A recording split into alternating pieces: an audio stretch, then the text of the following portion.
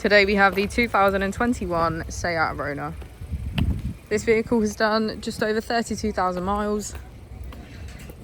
It has an automatic transmission and a petrol fuel type. To the left of our steering wheel, we have cruise control as a feature, as well as voice control. On the right, we have automatic headlights. Moving on to our screen, we can access radio, even if no one can. Media, smartphone integration, and voice control. On the right, we have navigation, Apple and Android CarPlay, and MirrorLink, our vehicle settings, and sound. If we put the vehicle into reverse, we can see that it comes with a parking camera with front and rear parking sensors.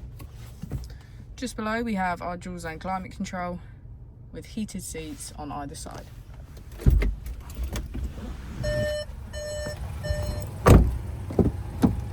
As we go into the back of the vehicle, we can see that all of our seats have a black leather trim.